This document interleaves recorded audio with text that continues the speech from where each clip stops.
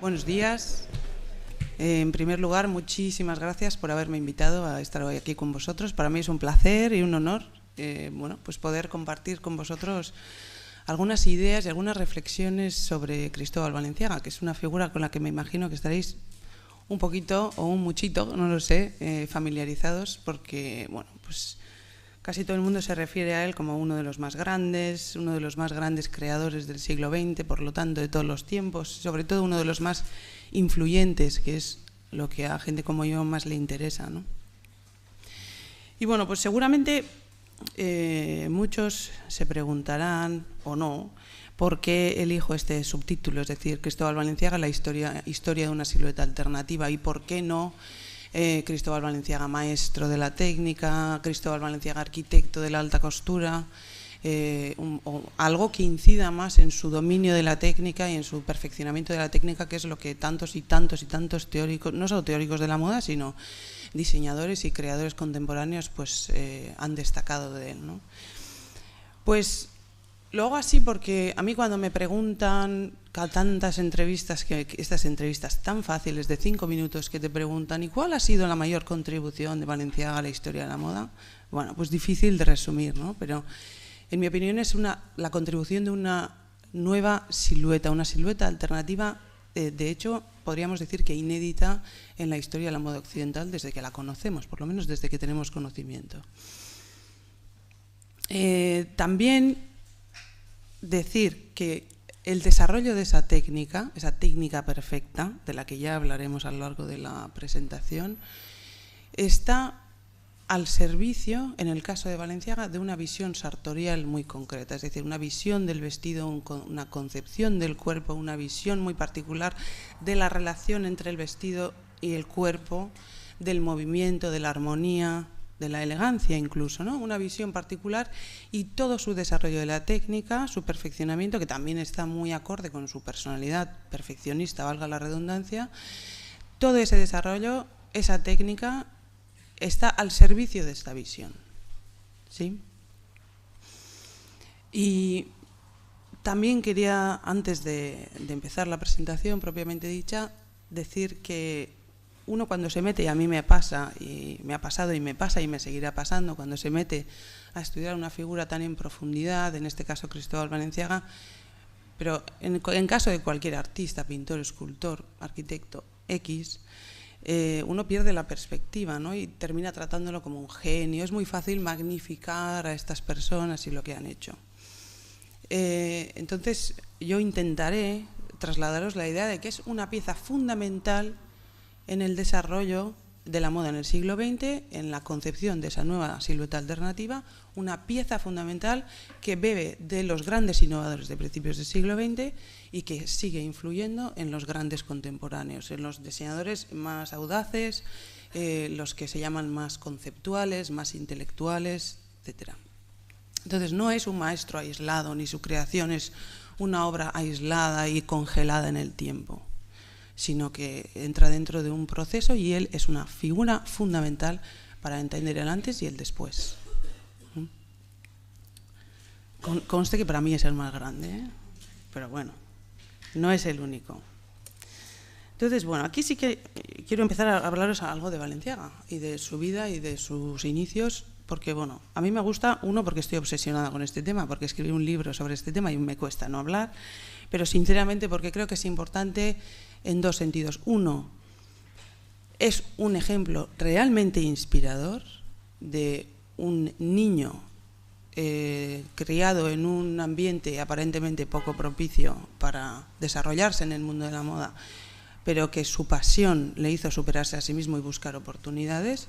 Yo creo que es inspirador para cualquiera que esté empezando, y desde luego yo he aprendido muchas lecciones de su vida, personalmente. Y dos, porque creo que todos estos años, os recuerdo, por si acaso, que Balenciaga se establece en París en el año 1937, pero que lleva ya 20 años de trabajo en San Sebastián, desde el año 17 hasta el año 37. Por lo tanto, lo que vive, lo que bebe y lo que absorbe durante estos años es absolutamente fundamental para entender toda su contribución de los años 40, 50 y 60. Bueno, Balenciaga, este es Balenciaga, guapísimo, en el año 27, guapísimo para mí, por lo menos. En el año 27, todavía le quedaban 10 años para establecerse en París, sin embargo, él ya se fotografía en el estudio Lipnitsky de París, que es un estudio donde se fotografían todos los grandes, Coco Chanel, Paul Poiret, Madeleine Vionnet, todos los grandes, no solo de la moda, sino del arte. Entonces, bueno, apunta un poco a cuáles son sus aspiraciones. Queda mucho camino todavía por recorrer para llegar a París, pero está claro que su objetivo es París. Esto es Guetaria y voy a intentar hacerlo rápido. No sé si alguno de vosotros ha estado en Guetaria. Seguro que alguno de vosotros quizá haya visitado el museo. Bueno, pues Guetaria es más o menos hoy lo que era hace 100 años. Es un pueblo pequeño, dedicado fundamentalmente a la pesca, con una población, seguramente, esta foto es de principios del siglo XX, de en torno a, no tendrían 1000 habitantes entonces. Y bueno, pues si no te dedicabas a la pesca, pues te dedicabas a coser redes, y si no te quedabas a coser redes, te dedicabas a vender pescado. Es decir, era un ambiente, bueno, pues como digo, aparentemente muy poco propicio para que alguien como Cristóbal desde niño se apasionara por la moda. Os presento brevemente a sus padres, José Balenciaga y Martina Izaguirre. ¿Por qué? Porque detrás de ese mundo tan poco sofisticado, bueno, aparentemente, se esconde una historia más compleja. José Balenciaga tuvo una relación, bueno, pues por cosas de la vida. Él era pescador, pero después le hicieron capitán de una pequeña embarcación que se llamaba la Escampavía Guipuzcoana, que dependía del Ministerio de Hacienda, por lo tanto era un funcionario del Estado que se dedicaba al control de contrabando.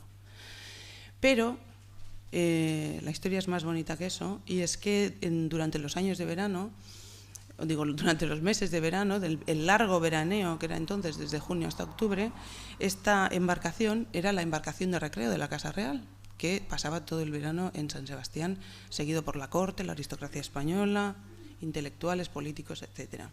Entonces tuvo, de alguna manera, no una íntima, pero sí una relación con la Casa Real y más fundamentalmente con la reina María Cristina, que era la que bueno, más tiempo pasaba en San Sebastián y a la que bueno, le gustaba mucho San Sebastián.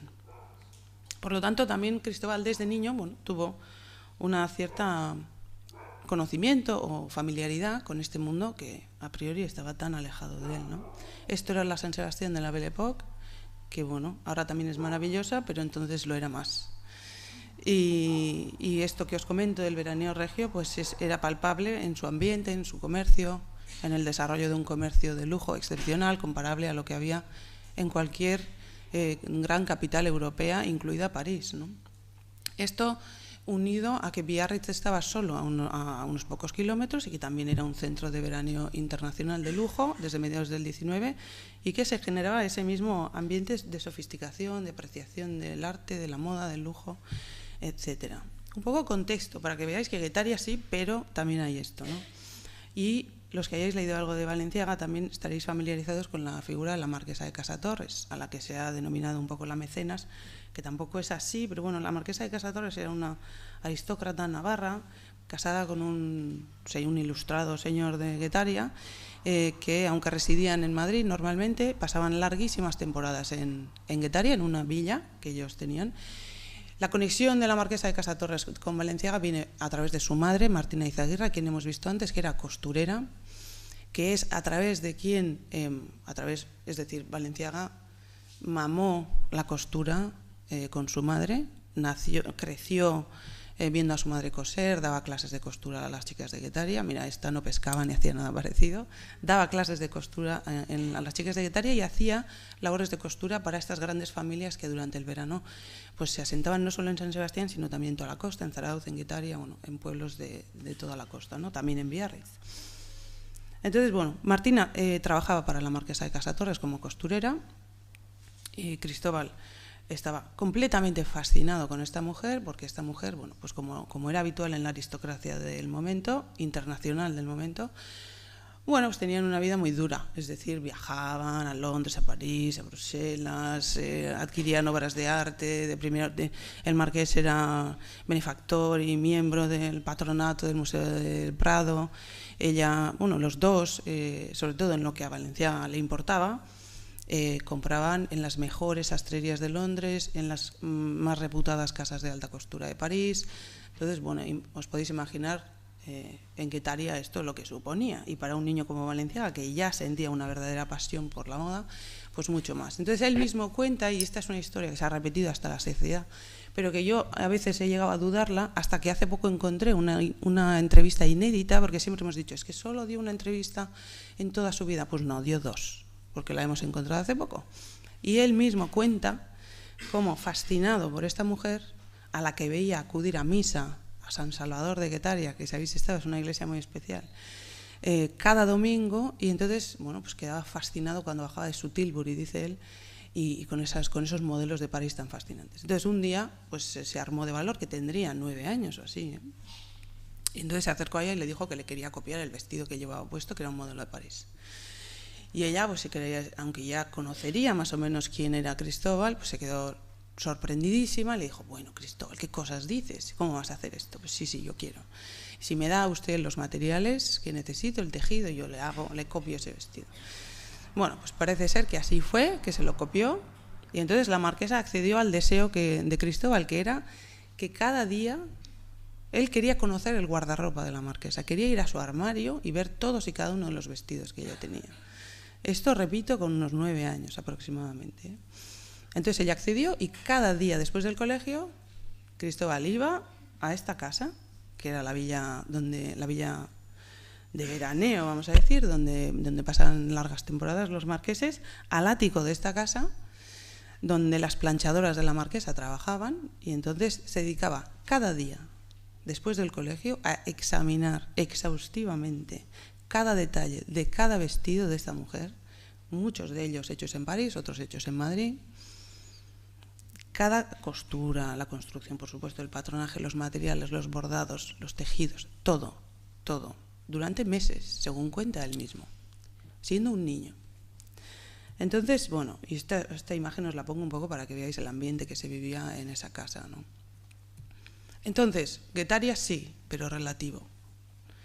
Todas estas circunstancias os las he contado para que veáis que, bueno, ya desde niño parte con una situación, un momento histórico extraordinario y unas relaciones bastante especiales como para poder desarrollar esa pasión. El resultado de esta historia con la marquesa es que, bueno, pues le ayuda, le recomienda como aprendiz en una muy conocida sastrería de San Sebastián. Os he traído un anuncio de la época. 1907, probablemente con unos 11 o 12 años, ya se traslada como aprendiz a San Sebastián, y después de Casa Gómez va a esta otra sastrería que se llama New England. Os pongo esta fotografía porque yo, en mi pasión, veo en esta imagen, que no es muy buena la imagen porque es de hemeroteca, es la sastrería New England con los 3 fundadores, uno arriba en la escalera, otro aquí abajo y otro a la derecha, y en el fondo se ve un niño. En el fondo, justo delante de esa vitrina mueble. ¿Lo veis? Bueno, yo estoy convencida que es Valenciaga. Ahora, esto es totalmente arbitrario, pero desde luego esta fotografía es una fotografía de cuando se abrió la casa, que se hizo un reportaje porque hubo mucha expectación. Era una época que había mucha expectación siempre que abría un comercio de lujo y hacían reportajes gráficos, era la época de las revistas gráficas. Y es cuando Valenciaga entra a trabajar como aprendiz en esta sastrería. Y yo estoy convencida que ese es Cristóbal. Puede ser un hijo de un sastre, pero yo creo que es él. Igual que creo que es él, bueno, aquí sí que no sé si se le ve. Abajo a la derecha hay una fotografía. Bueno, primero explico. Después de New England, Cristóbal pasó a trabajar con tan solo, creo que 15 años, a una nueva sucursal en San Sebastián de los grandes almacenes Au Louvre de París. Esto sí que fue un bombazo en San Sebastián, con inauguración, la reina María Cristina, las damas de la corte, todas allí. En tan solo 2 años entró como sastre, que es importante esto que se apunte. Lo primero que hizo Valenciaga, aparte de esa formación en alta costura intensiva que tuvo en Guetaria con el guardarropa de la marquesa, fue formarse como sastre. Y lo primero que dominó fue la técnica de la sastrería inglesa. Y esto es importante también para luego conocer su desarrollo. Pero cuando digo dominar, cuando es Valenciaga, es dominar del todo. Es decir, no sabrán, seguro que alguno sabe como él, pero no más.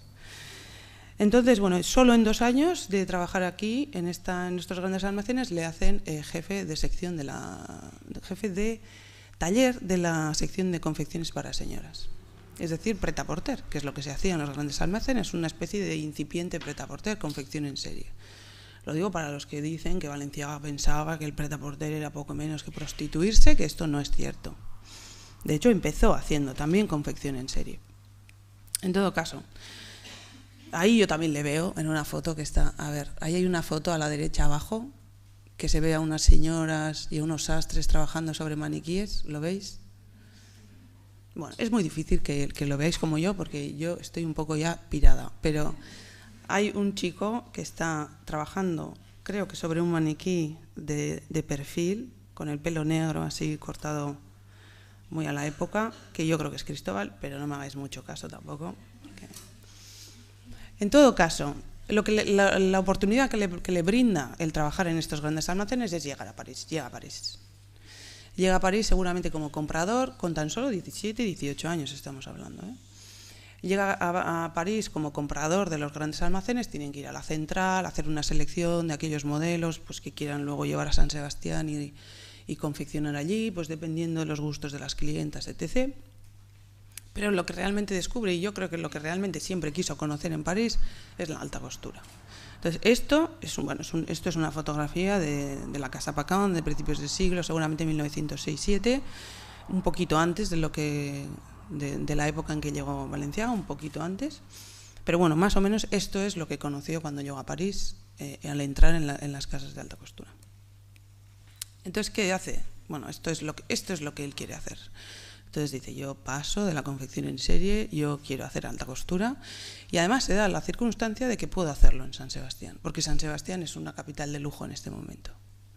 Y no exagero, de verdad que suena, pero no exagero. Sí, cuando miras los archivos municipales, cuando miras las facturas de colecciones privadas, de archivos privados, es decir, el desarrollo, el nivel de lujo del comercio en San Sebastián era impresionante, por no hablar de Biarritz.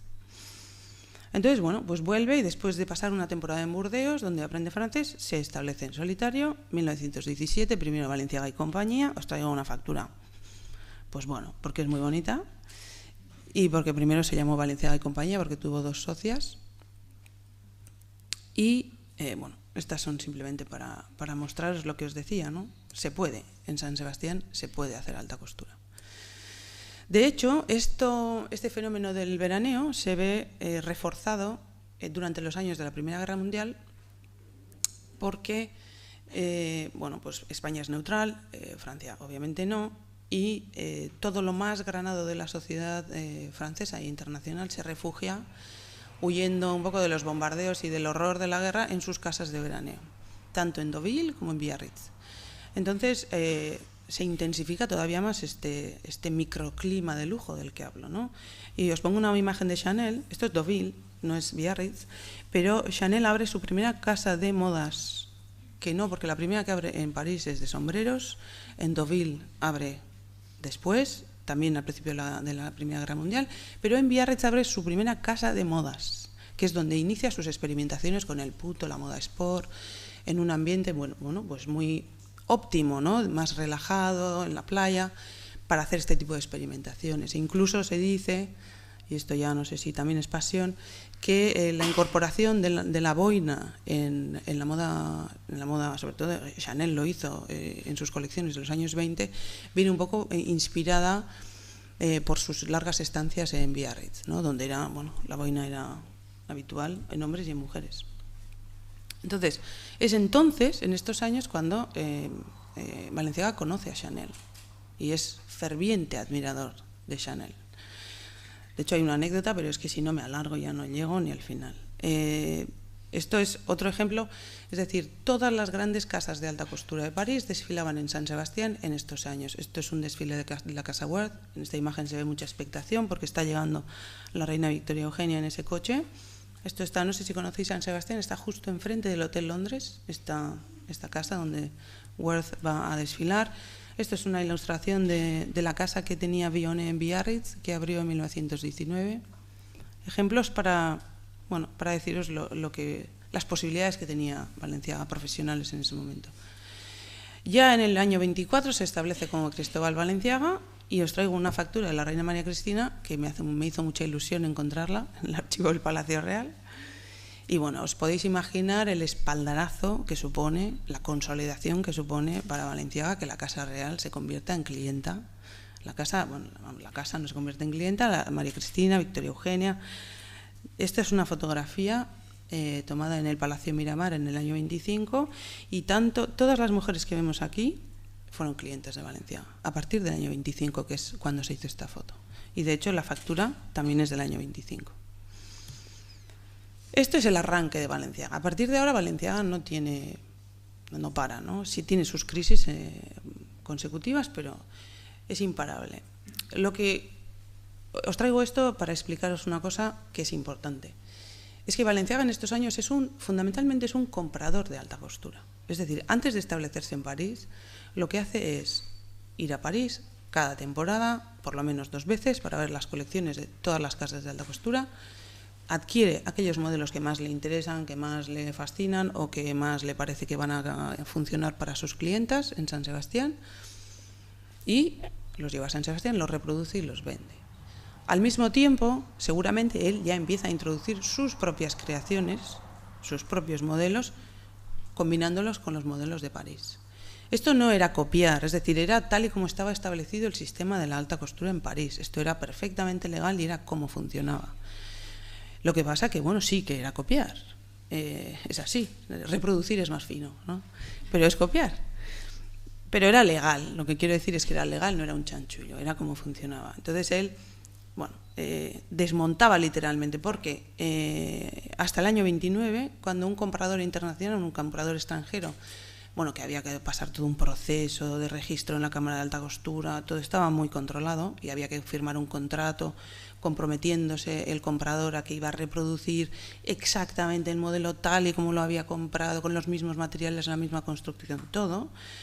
Pero hasta el año 29 lo que Balenciaga, en este caso, o cualquiera de los que hacían lo mismo, compraba el modelo terminado. Entonces tenían que coger ese modelo, llevarlo a San Sebastián, desmontarlo completamente, sacar el patrón, volver a montar, bueno, conseguir la tela exacta, que bueno, ya en París le habían dado el proveedor, tal. Entonces, quiero decir que era un proceso de estudio exhaustivo de todas estas piezas durante tantos años, que es una auténtica escuela en sí misma para Balenciaga.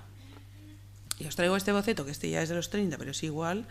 Este es un modelo de Marie Gouff, ya veréis ahí el sello de Marie Gouff, con el nombre de Balenciaga, que es el comprador, que luego él calca, pone su precio, 1.100 pesetas, por cierto, esto será el año 31, no está mal, y le da el número de modelo que ya tiene en su casa.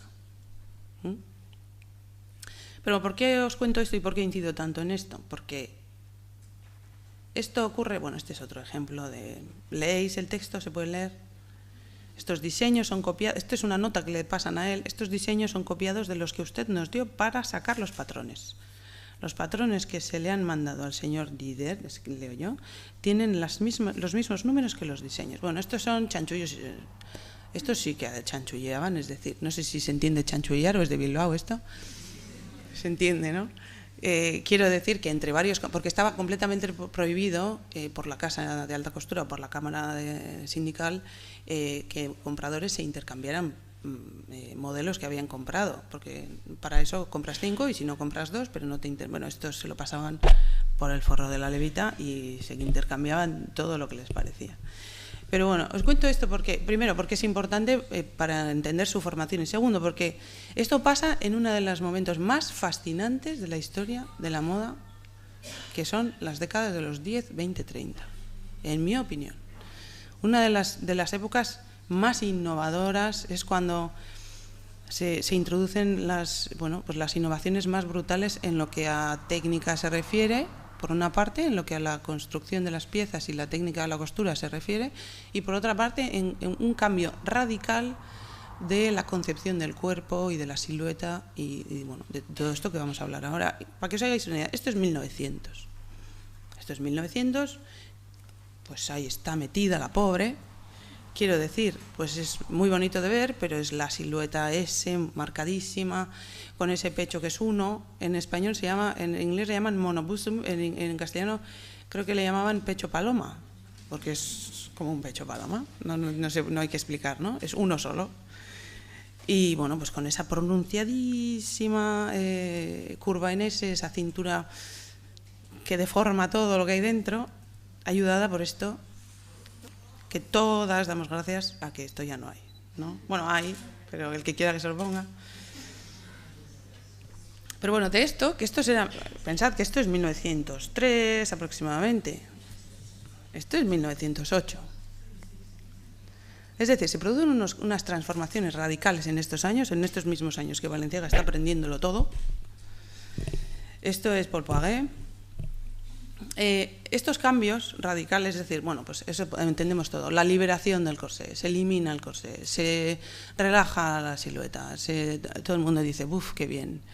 Y empiezan a experimentarse pues, distintas alternativas de siluetas. No tiene por qué ser ya pues la que durante siglos y siglos ha imperado en la moda occidental femenina, la de pues la cintura oprimida con un corsé de varios tipos, unos ensalzan esto, otros ensalzan lo otro, todos oprimen el talle, con unas caderas más ahuecadas, con más volumen en la falda. Bueno, todo esto se ha repetido hasta la saciedad durante siglos. Aquí hay una revolución y entonces muchas veces se experimenta y salen cosas raras, que veremos algunas ahora, que luego no tienen más recorrido y que quedan en siluetas anecdóticas, pero algo pasa, hay un cambio, ¿no?, con respecto al cuerpo y al vestido. Esto, que no sé si lo habréis oído porque se dice mucho, muchos pues vamos a decir, argumentan que se produce por la Primera Guerra Mundial, la incorporación de la mujer al trabajo, su rol más activo en la sociedad.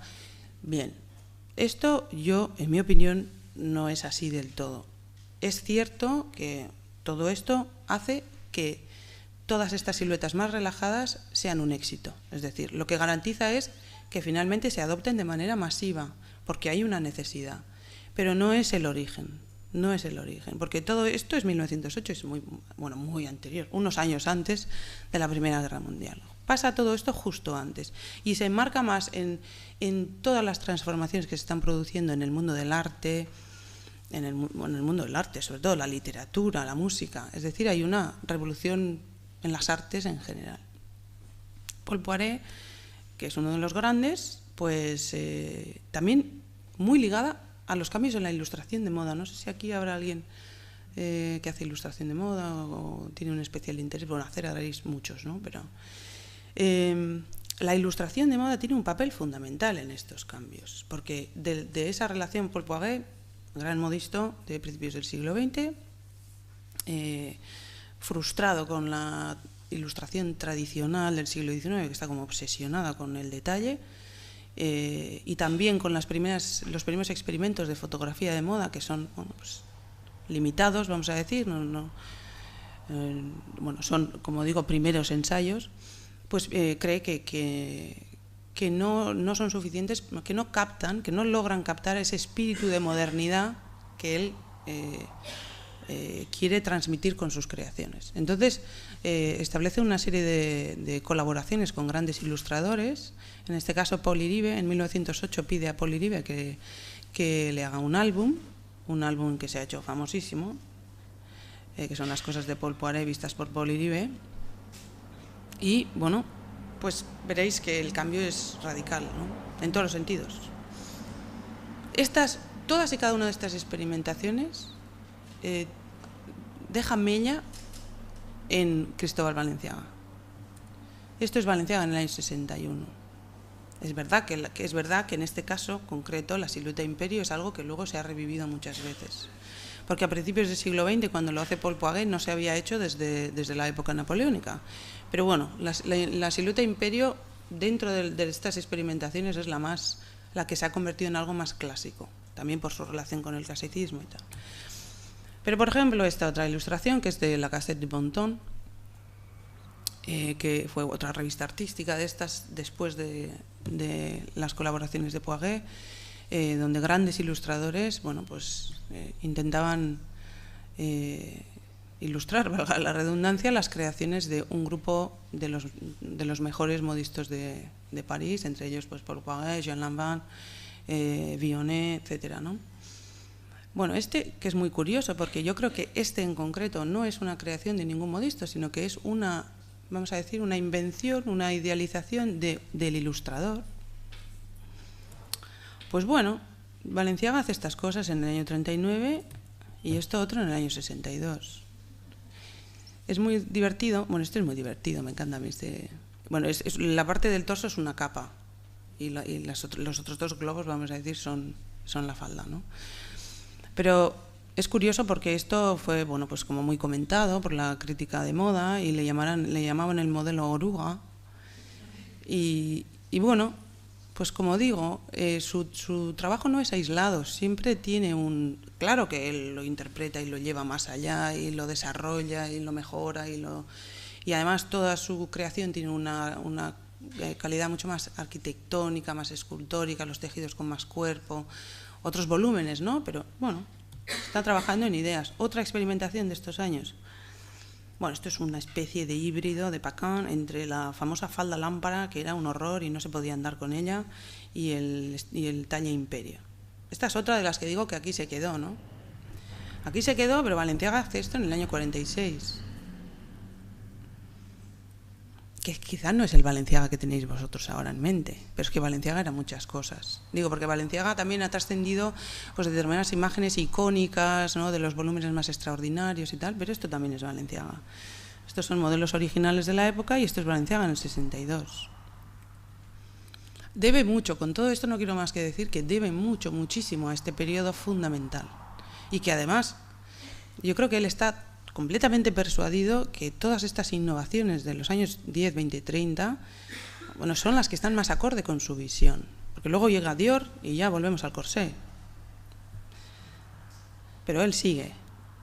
Esta es otra, esto es un Jean Lanvin, también del año, creo que 20, con ese volumen, sobre todo la característica asimetría en el bajo, más corto en el frente, más largo detrás, el cruce en la espalda. Bueno, Balenciaga hace esto en el año 58, que se vino a bautizar como los vestidos de cola de pavo real.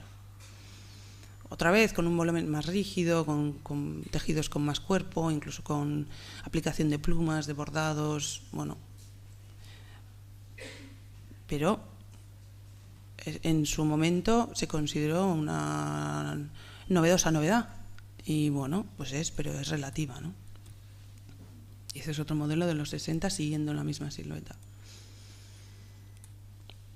Este es un modelo de los 20, es un Chanel. Y también, aunque menos, Balenciaga revive, reinterpreta. Esto es Louise Boulanger, que era otra, esto es del año 28, que era otra de las grandes, a la que no tan conocida para el gran público, pero a la que Balenciaga admiraba muchísimo. Y esto es Balenciaga reinterpretando la silueta de los 20 en los 60, cuando a nadie le importaba esto.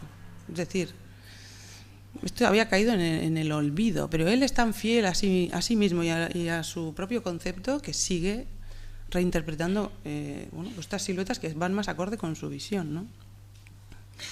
Pero bueno, aquí es más lo que os quería trasladar, porque bueno, estas son experimentaciones, como os digo, algunas siluetas son más anecdóticas, otras han tenido un recorrido, pero lo que realmente subyace en esta movida que se produce en estos años es un cambio del concepto del cuerpo. Es decir, el cuerpo se va progresivamente convirtiendo en algo abstracto.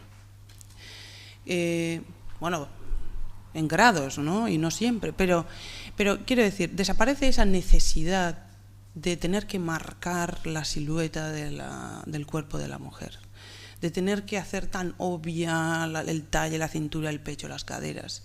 Esta obsesión casi que ha caracterizado la moda, con excepciones como en el Renacimiento, y bueno, excepciones durante la historia, pues se relaja y el cuerpo se libera. Y sobre todo cobra una mayor autonomía artística el vestido. El vestido tiene más personalidad, más autonomía. La mujer no se somete al vestido como se puede haber sometido al corsé, sino que, bueno, tienen otra relación, vamos a decir. El vestido y la mujer tienen otra relación, se genera un espacio entre los dos, eso que los japoneses llaman ma en el kimono. Y bueno, pues es una nueva era. Ahora ya estamos todos tenemos tan interiorizado todo tipo de siluetas, todo tipo de, desde los globos hasta todo, pero bueno, esto es una ruptura, ¿no? Y sobre todo conceptualmente es una ruptura. Y ahí es donde quiero hablaros del kimono, por lo fundamental que yo creo que es esto en concreto en la contribución o para la contribución de Balenciaga. En el kimono se produce, esto es un kimono a principios del siglo 1900 aproximadamente, pero bueno, esto no ha tenido una evolución, es el kimono tradicional, tal como se ha visto. Bueno, sí, seguro que ha tenido, pero no en los últimos 3 siglos, por ejemplo. Y se produce esto que os digo, el cuerpo de la mujer, ahí está, no está oprimida, ni está angustiada, ni está forzada, pero bueno, pues el talle está completamente escondido, que no oprimido. El kimono, bueno, por su estructura, por su construcción basada sobre todo en el rectángulo, de líneas muy rectas. Luego, además, los tejidos japoneses, tradicionalmente estampados, bordados, hacen también que el cuerpo se pierda aún más. Luego la utilización del obi, de ese obi rígido, ¿no? Bueno, no hace falta que el cuerpo se vea tanto, ¿no? Y luego tan importante es la introducción, bueno, como sabéis, Japón se abre al mundo a mediados del 19, Europa se inunda de arte japonés y bueno, pues llegan no solo tejidos, kimonos, estampas japonesas muy importantes y surge la fiebre japonista y también que también padecen los grandes pintores de finales del 19, esto es Whistler, y tan importante como el propio kimono, como la prenda, es la interpretación que del mismo se hace ya en la pintura occidental como en las mismas estampas japonesas que llegan a Europa. Esto es lo que hace Poiret, esta es la interpretación de Poiret del kimono en 1906. Ya en 1903, cuando trabajaba para Worth, introduce su primer abrigo estilo kimono, que también es revolucionario, de hecho por eso termina estableciéndose en solitario. Bueno, pues sigue esa línea idealizada del kimono que hemos visto más en Whistler que en el kimono real y que veremos en otras estampas japonesas. Estos son los primeros modelos relajados, inspirados en el kimono. A mí me gusta mucho este modelo en concreto porque ya hace el salto. Siempre ha sido mucho más fácil introducir exotismos o licencias en abrigos de noche, estos abrigos que se llevaban al teatro, a la ópera, pero dar este salto a la sastrería, es decir, a los modelos de día, como vemos aquí, bueno, pues es un paso cualitativamente importante. Y de hecho esto me recuerda muchísimo a algunas de las cosas que hace Balenciaga ya en los años 50, con ese cuello tan característico del kimono que cae sobre la espalda, alargando la nuca, ese, vamos a decir, volumen tan fluido que aquí no se ve porque es una vista de espalda, pero de perfil se vería que tiene cierta forma de arco, como hemos visto en el cuadro de Whistler. Pero además de esa silueta curvada, esas líneas fluidas, también el kimono introduce una serie de lecciones de técnicas. Y por ejemplo, tanto el cuello que hemos visto ya, como la manga kimono, esto es un Vionnet del año 22, de Vogue, esto es una fotografía de Vogue del año 22, con estas mangas furisode, el frente cruzado, etcétera. Bueno, pues es una primera interpretación de Vionnet de lo que es el kimono, que luego, bueno, pues estiliza, simplifica y rehace. Esto es el año 24, ya veis que encima denomina como japónica. En todo caso, os hablo de Vionnet porque es a través de ella que Balenciaga, bueno, no solo a través de ella, porque obviamente estaba en el ambiente, pero Balenciaga tiene con Madeleine Vionnet una muy estrecha amistad.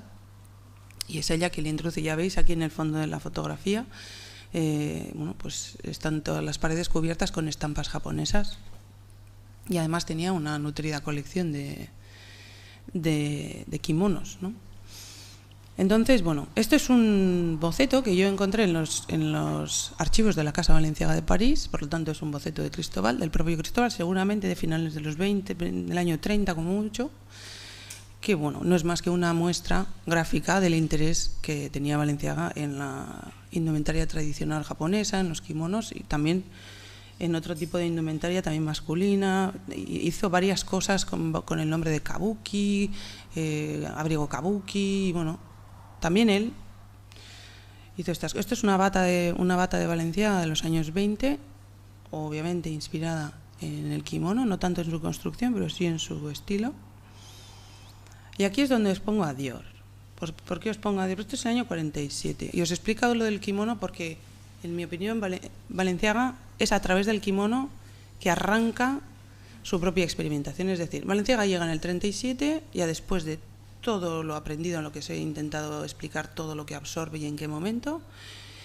A finales de los 30 en París hay una especie de fiebre historicista muy obsesiva y muy romántica, que bueno, algunos interpretan como que tiene que ver con el momento político y bueno, pues la ansiedad que ya se estaba viviendo justo antes de la Segunda Guerra Mundial, lo que fuere.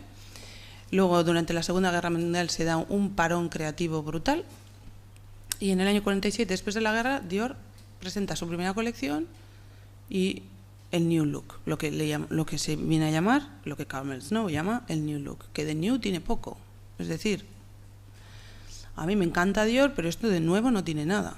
Si tenemos en cuenta todo lo que hemos hablado en cuanto a silueta, no deja de ser una interpretación de una silueta romántica del 19, con el corsé, la cintura ceñida, la cadera huecada, volumen en la falda. Esto está más visto que la pana, quiero decir. Pero, claro, llega en un momento, bueno, es un genio. Yo no voy a interpretar aquí porque Dior tuvo el éxito que tuvo. El hecho es que tuvo un éxito arrollador. Esta silueta imperó en la moda en los años 50, incluso a principios de los 60. Dio en el clavo y esto es lo que se demandaba. Pero Balenciaga hizo esto el mismo año. Es decir, esto es Dior, esto es Balenciaga. Bueno, esto es la línea barril de Balenciaga. Aquí arranca un poco lo de, mira, yo ya soy un tío consolidado, ya soy un modisto de alta costura reconocido, sé todo lo que tengo que saber, domino la técnica, domino los materiales, he aprendido todo de los más grandes y ahora yo voy a emprender mi camino. Ya estoy asentado en París.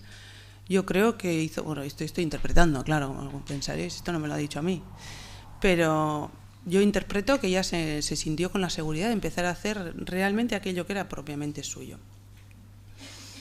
Y esto, bueno, pues en la línea de lo que hemos visto antes, otra vez, bueno, pues ese volumen, el volumen arqueado que cae sobre la espalda, que se estrecha más abajo, suele ser en dos alturas, o justo debajo de las caderas o a la altura de las rodillas por detrás, con una línea muy relajada también en el frente, con ese cuello cada vez más perfeccionado. Esto no es un cuello, no es una manga kimono, pero interpreta diversas mangas que se asimilan en su caída a la manga kimono. Esta es otra imagen de la línea barril. Veréis que todos los hitos de Balenciaga tienen unos nombres muy poco evocadores. La línea barril, el vestido saco, pues no sé, no debían parecerles tan atractivos cuando se presentaron. Y esto es el año 51 y aquí ya empezamos un proceso. Esto es del año 51, os voy a enseñar los hitos de silueta. Por una parte la línea barril. Esto es el año 51, que es una especie de compromiso. Es decir, bueno, pues entalla ligeramente el frente, porque no nos olvidemos que estamos en la era Dior, entalla ligeramente el frente y deja la espalda completamente despegada, con un volumen muy característico también en las mangas. Pero este es otro modelo del año 51, mucho más exagerado, más en la línea de lo que hemos visto del 47. Como vemos, el cuerpo pues va desapareciendo, no desaparece, pero no sé si estoy expresando bien el concepto, ¿no? Creo que las imágenes lo hacen mejor que yo. Os recuerdo simplemente una estampa japonesa para que veáis la similitud de las líneas que interpreta Balenciaga. Esto es en el año 55. Es un 2 piezas, pero incluso la pose de las modelos de Balenciaga cuando muestran estas creaciones de Balenciaga se asimila. La pose, la postura, la mirada se asimila. Incluso la pierna hace que parezca que es una cola casi, ¿no? La pierna adelantando la izquierda y imponiendo más atrás la derecha. Bueno, pues es toda la línea y estoy segura que Balenciaga tenía muy claro que era así como quería que se mostrara. porque bueno era. Entonces otra vez vemos el cuello, otra vez vemos la curvatura, otra vez vemos la relajación, otra vez el estrechamiento a la altura de la cadera, con esa banda, con esos frunces, con esa relajación, fluidez, ¿no? Y repito, siempre en la pose reforzando esa línea que él quiere trasladar, ¿no? Esto es, bueno, una interpretación mucho más modesta, más relajada, pero me gusta incidir en que él integra, como lo que comentaba antes, elementos característicos del kimono y determinados conceptos en la sastrería, es decir, en vestidos de día. Esto es un traje, 2 piezas de punto, que está en la colección de la Fundación Balenciaga, con un cuello perfectamente identificable como el cuello del kimono japonés, que además no solo lo limita a ponerlo hacia atrás, sino que también lo hace hacia adelante. Con esos cuellos, bueno, yo he oído a muchas señoras que han sido clientas, ¿no?, que siempre te dicen, no, es que el cuello te salía como una flor, ¿no? Bueno, era su forma de... Es decir, el cuello hacía que el cuello, propiamente dicho, de la mujer casi flotara, no lo rozaba, pero era así en todo, las mangas. Es una pena, no sé si luego tendremos tiempo de enseñar algo en movimiento, algún fragmento de desfile, porque realmente cuando se aprecia Balenciaga es en movimiento, porque es extraordinario. Bueno, yo soy muy entusiasta también, pero... Este es el vestido saco del 57. Pues ya vamos a más, ¿no? Es decir, esto fue un escándalo, y de hecho no tuvo mucho éxito en su propio tiempo. Porque, repito, estamos en el 57, el imperio del corsé y de las faldas con tul. Pues esto fue un escándalo. Es una pena que no he podido traerlo porque no tengo derechos, no puedo reproducirlo, pero hay un vídeo que lo dice todo, que es una chica con este vestido en el año 57 paseándose por París y todo el mundo se da la vuelta, sobre todo los hombres, que le miran como, bueno, ¿está loca? ¿Qué lleva? Otros se ríen, o sea, la reacción de la gente cuando ve a esta chica pasar en un vestido saco es que no necesita interpretación. Entonces, bueno, esto fue, bueno, yo creo que son las licencias que el propio Balenciaga, las necesidades que tenía él de ir expresando, pues bueno, sus experimentaciones, de ir incorporando nuevas siluetas que luego a veces, bueno, pues no eran las más populares entre sus clientas, que no olvidemos que al final pues eran multimillonarias, con determinada vida social y determinados gustos y necesidades y quizá pues no era el público más lanzado, ¿no?, salvo algunas excepciones. 58, el Baby Doll, seguimos, volumen, ya, ¿dónde está el talle? ¿Dónde está la cintura? ¿Dónde están las caderas? ¿Dónde está todo? La línea trapecio, que tantas veces se le atribuye a Saint Laurent, pues yo voy a decir que primero lo hizo Balenciaga, porque Saint Laurent lo hace en el 58, Balenciaga ya hace sus primeros intentos de trapecio en el 57. Esto es el 58, cuando ya le da la forma más exagerada. Pues los modelos globo. Es decir, todo esto es puro desarrollo de conceptos de silueta.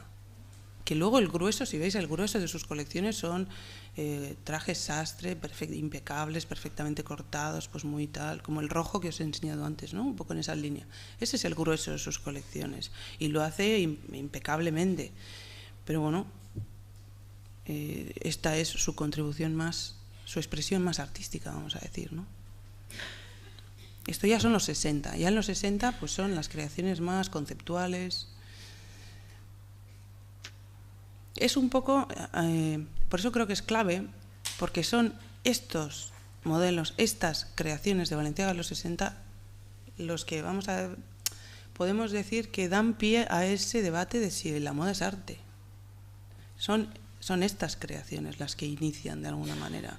No son los japoneses en los 70 o Margiela el año pasado. Son creaciones como esta las que suscitan ese debate que es inacabado y que personalmente ni yo tengo concluido, ¿eh? Pero bueno, pues el vestido de 4 puntas, año 67.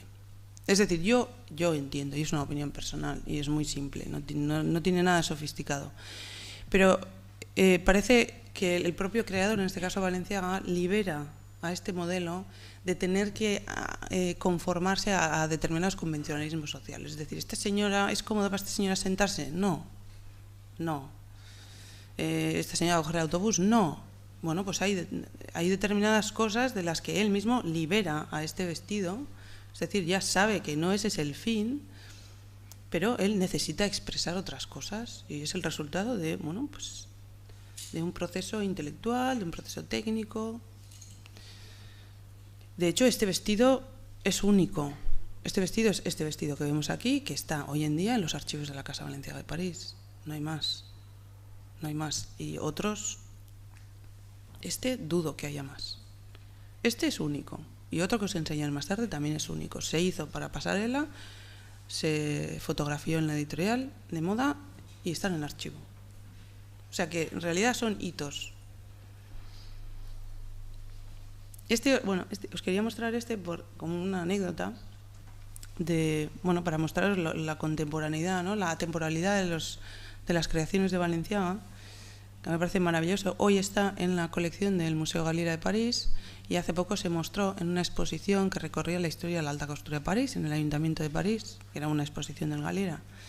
Y resulta que Kate Blanchett lo vio, se quedó prendada, normal, y parece que se lo pidió al museo para poder ponérselo en una presentación. El museo, pues muy amablemente, le dijo que no podía ser, que no se podían hacer ese tipo de préstamos, y entonces ella pidió a la Casa Balenciaga de París que le hiciera una reproducción. Y así fue. Bueno, para mí hay mucha diferencia entre esto y esto. No sé vosotros si pensáis lo mismo. Entonces, algo ha pasado en el camino, algún conocimiento se ha perdido que teniendo el original no lo han hecho igual. También seguramente tiene mucho que ver con los tejidos. Balenciaga, no olvidemos que experimentaba no solo con la silueta, sino para que esa silueta fuera posible, como he dicho antes, desarrolló la técnica, pero también los tejidos. Incluso él diseñó tejidos con amigos fabricantes suyos, sobre todo con Abraham. Esto ya lo sabréis porque lo hemos contado muchas veces. El gazar y todo esto. Entonces, bueno, pues estos tejidos ya son muy difíciles de conseguir, de hecho muchos de ellos no existen. Entonces, bueno, pues eso también plantea limitaciones a la hora de reproducir exactamente vestidos de Balenciaga. Os pongo esto otra vez porque, bueno, Balenciaga se retira en el 68, os podéis imaginar estas cosas que hacía en plena revolución juvenil, mayo del 68, es decir, esto era para casi todo el mundo, bueno, no, menos sus clientas fieles, que tenían una media de ya 60, 70, esto era un dinosaurio. Es decir, estaba tan fuera de onda de lo que la sociedad demandaba en ese momento, de que la juventud demandaba en ese momento, de los hippies, de todo todas las imágenes que os vienen de finales de los 60, de Marie Quant. Bueno, pues que estaba fuera de lugar. Balenciaga se retiró no porque, lo dijo él, no porque no quiera hacer prêt-à-porter, sino porque estoy mayor. Era mayor y a todo este cambio, esta revolución, si lo hubiera pillado con 40 años, lo hubiera hecho fenomenal. Pero le pilló ya pues con edad de retirarse, ¿no?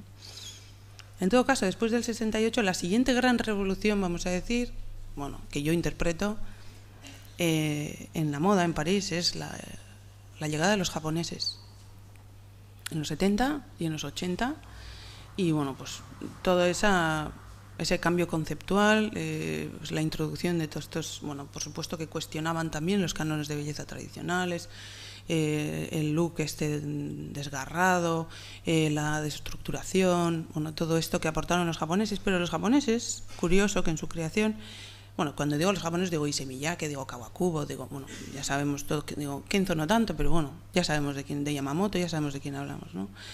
Entonces, estos llevan muy dentro, desde luego tienen una profunda reverencia hacia la tradición y también, y fundamentalmente, hacia el kimono japonés.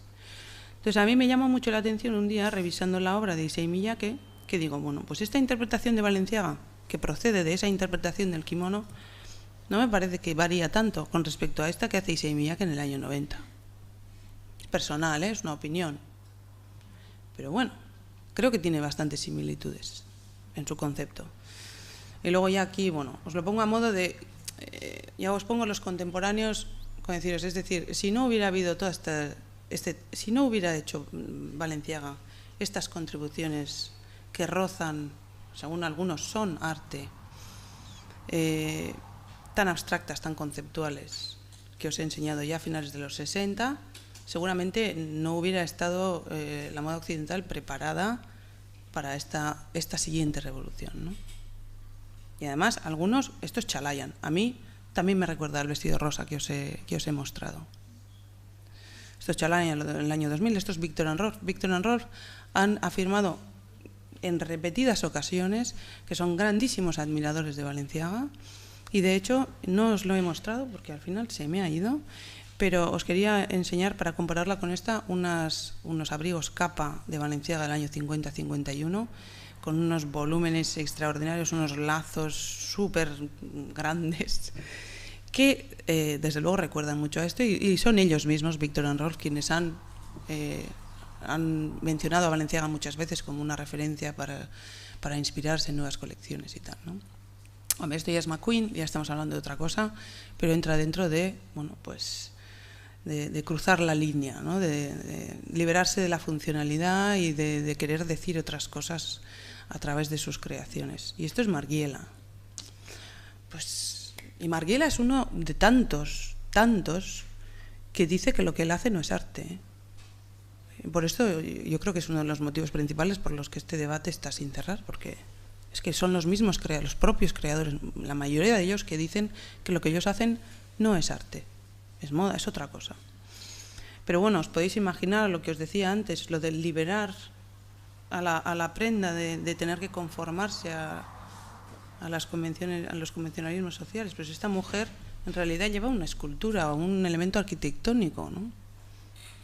Que también puede ser un statement, no sé cómo se dice, ¿no? Que haga ella misma, no solo el diseñador.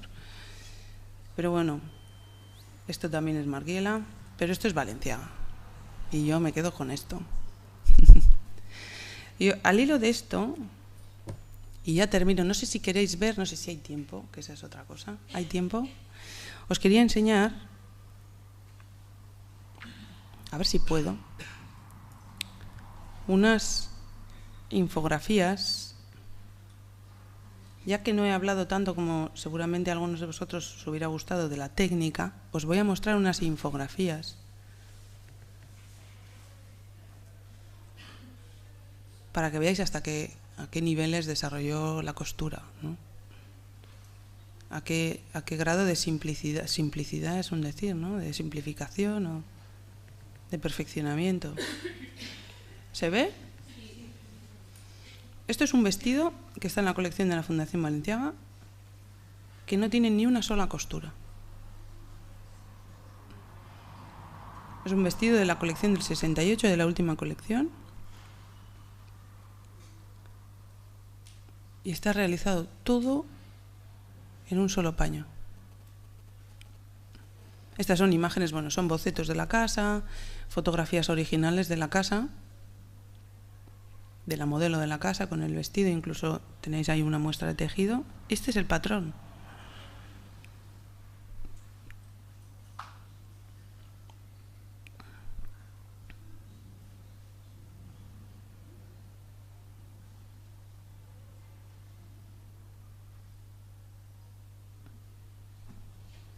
Solo tiene una pinza y cierra con botones.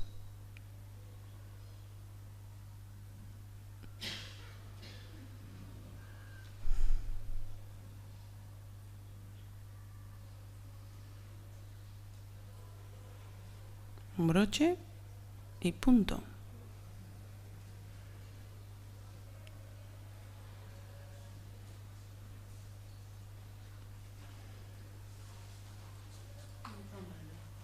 ¿Mm?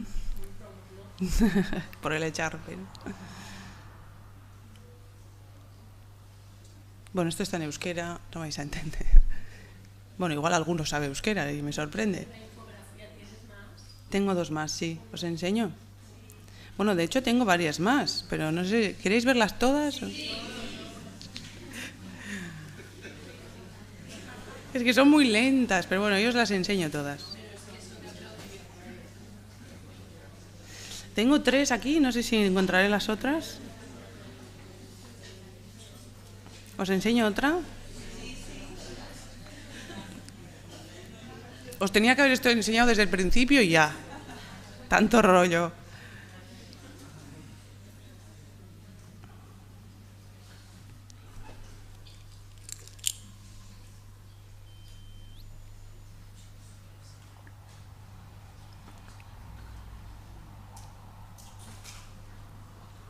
Esto me recuerda a la chaqueta de Margiela, ¿no? Que decíamos, es que esta mujer, ¿cómo iba, no? Iba forzada en una pose, pues esta no es muy disimilar.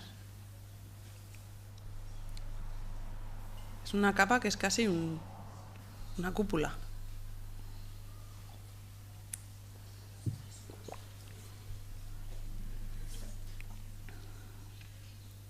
Canesú trasero, espalda, canesú delantero, cuello, frente en 2 piezas. Botón, punto.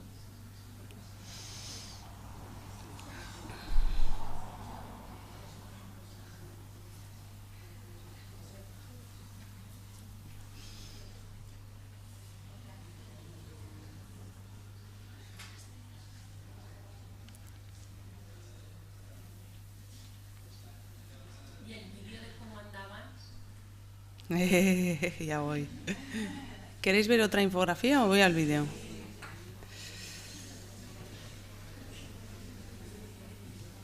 Esto me lo teníais que haber dicho al principio, ya está. Estábamos aquí 1 hora viendo desfiles de Balenciaga. Esto es una de las 1000 interpretaciones que hace de la silueta saco, que esta no es muy exagerada.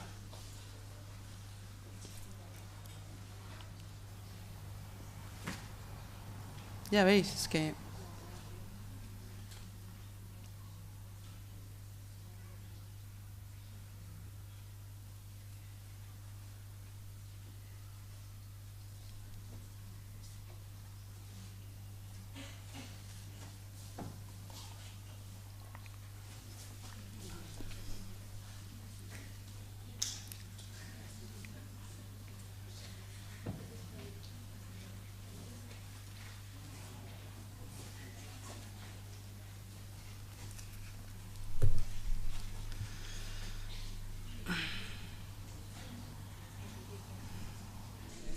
Me pica un poco la curiosidad que antes has comentado que entre Coco Chanel y Balenciaga había una anécdota, por si podrías comentarla.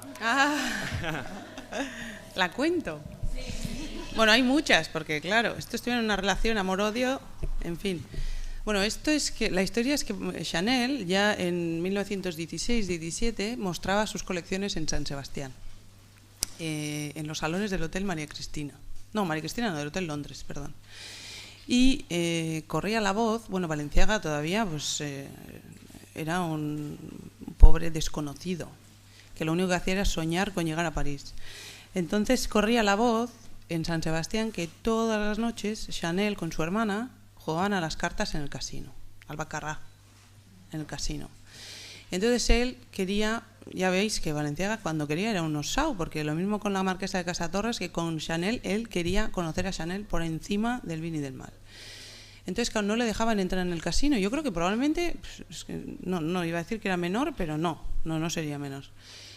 La cuestión es que cualquiera no podía entrar. Entonces él acudió, fíjate, a un amigo jesuita. Los jesuitas, siempre hay un jesuita ahí ayudando.